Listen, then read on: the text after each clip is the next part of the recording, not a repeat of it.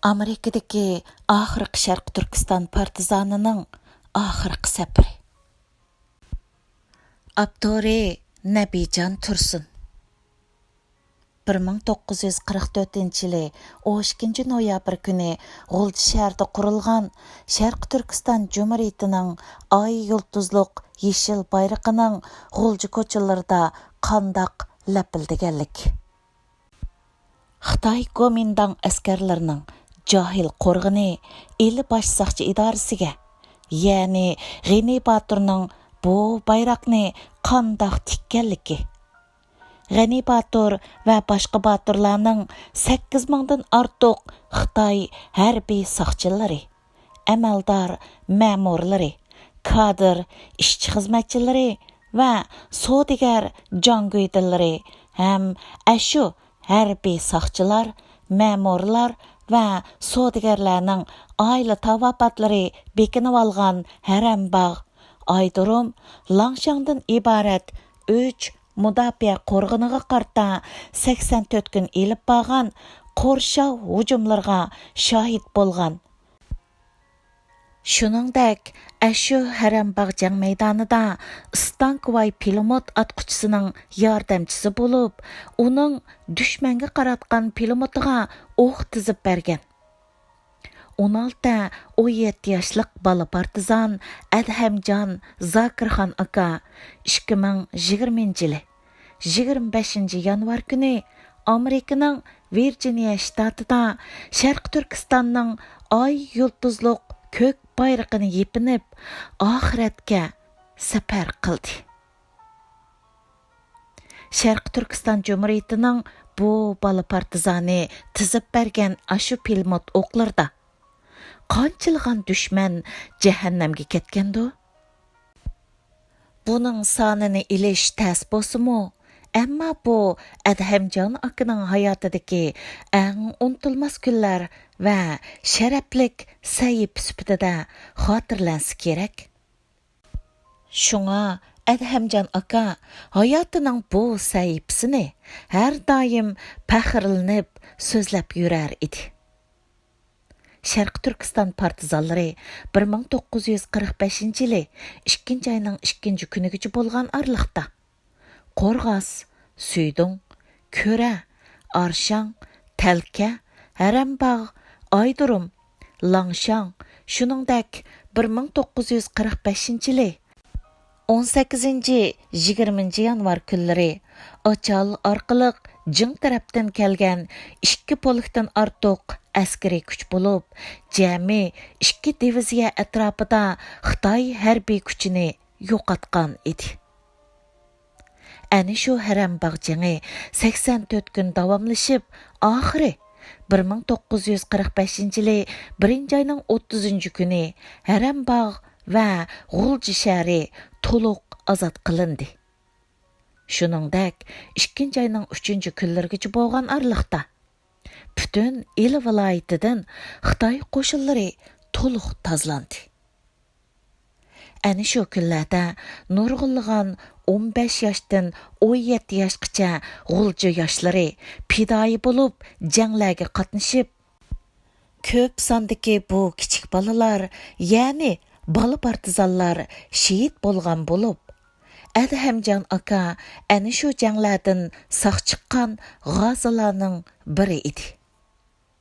Lekin 1945-yili 8-aprelda rasmiy Sharq Turkiston muntazam milliy armiyasi qurilganda, Sharq Turkiston Jumhuriyatining harbiy vazifa o'tash qonuni bo'yicha bu bola partizanning, ya'ni Adhamjonning yeshi askar bo'lish o'lchimiga to'shmaganligi, ya'ni kichik bo'lganligi uchun uning milliy armiya jangchisi bo'lish imkoniyati bo'lmagan bo'lsa-mu, ammo u yanala har xil yo'llar bilan ozodlik urushiga yordam beradigan nurg'un fidoyilik xizmatlarni ado qilgan edi. Sharq Turkiston Jumhuriyatining mazkur bola partizani Amerikaga nisbatan eng oxirgi Sharq Turkiston Jumhuriyati jangchisi, ya'ni partizanidir. Demek, Amerikadaki Uyg'urlar bir tarixiy şahit ve milliy azadlık jangchisi bilan abadiy xo'shlashgan bo'lib, hayot vaqtida uning qimmatini bilmaganlar, uning kimligini bilmaganlar va uning hayot vaqtida qadrini qilishga ulgurmaganlarning hozir cho'nqur o'yga patadiganligiga ishonaman. Shu kunlarni esimga olg'im keldi. 1998-yili 20 fevral kuni men Amerikaga kelib bir haftadan keyin Virjiniyaga kelganimda bu atrofdagi shtatlardagi sanoqliq bir qanchali Uyg'ur, ya'ni Rishad Abbas, Dolqun Qambiri, Shuhrat Saydahmad va ularning oila a'zolari bilan ko'rishib, ular bilan birga Adhamjon akaning uyiga ziyoratga berib, u kishi bilan tunji qitim ko'rishgan edim. Chiroyidan nur yig'ib turgan, sho'x, xushxuy va ruhliq bu kishi o'zi menga men 1928-yil tug'ildim degan edi. Adhamjon aka mening Moskvada o'qigan va doktorlik unvoni olgan tarixchi ekanligimni bilgandan keyin hayajonlanib, men bilan ozroq ruscha so'zlashgan edi. U ruschani xeyli yaxshi so'zlaydi. Hatto u doim ayoli, ya'ni To'ram Pasha apini erkilatib, Pashichka deb qo'yadi. Albatta, ruslarning odati bo'yicha Pashichka degani Uyg'urchadagi Pasha qiz yoki Pasha qizchaq deganga tang erkilatma atalg'i edi. Adhamjon aka shu vaqtda menga yana o'zining G'uljidagi shu inqiloblarga qatnashish jarayonlari va keyingi Shanxay, Tianjin va Nanjingda ko'rganlari haqida so'zlab bergan edi. Adhamjon akaning keyingi vaqtlarda menga so'zlab berishicha 1946-yili 12-oyning oxiri Ahmadjon Qasimi, Mas'ud Sabri Bayquzi, Aysa Apandi, Abdukarim Abbasov, Ziya Samedi qatorliq 18 kishidan tarkib topgan o'mak Nanjingga berib, Xitoyning xalq qurultayiga qatnashish safariga atlanganda, Adhamjon akamo Ahmadjon Qasimining qo'shilishi orqasida ma'lum bir sabablar bilan ularning qatorida Nanjingga borgan. Adhamjon apandi Ahmadjon Qasim qatorliq bu arboblarning Nanjingdagi faoliyatlariga, o'y fikrlari va ish harakatlariga ma'lum darajada shohid bo'lgan.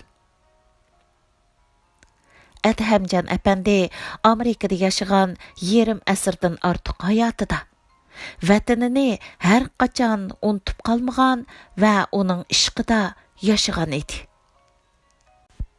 1997-yili G'uljidagi qonliq bostirishdan keyin Amerikadagi sanoqliq Uyg'urlar bilan birga beliga oq bog'lab namoyish qilib, bostirilgan G'ulji yoshlarga ta'ziya bildirib, o'zining chin qalbini namoyon qilgan edi. Bu Washingtondagi dastlabki namoyishlardan bo'lsa kerak. Bu surat hozirmo jonliq paket sifatida ko'zga tashlanib turmoqda. Adhamjon aka va ayoli To'ri Pasha apa har qanday faoliyat, namoyish, yig'inlardan qolmaydigan vatan tuyg'usi va ro'yi kuchlik mo'tavarlardan edi. Adhamjon aka bilan ko'rishganimizda so'zlashadigan faqat birli tema bor edi. U bo'lsa-mu vatan va tarix.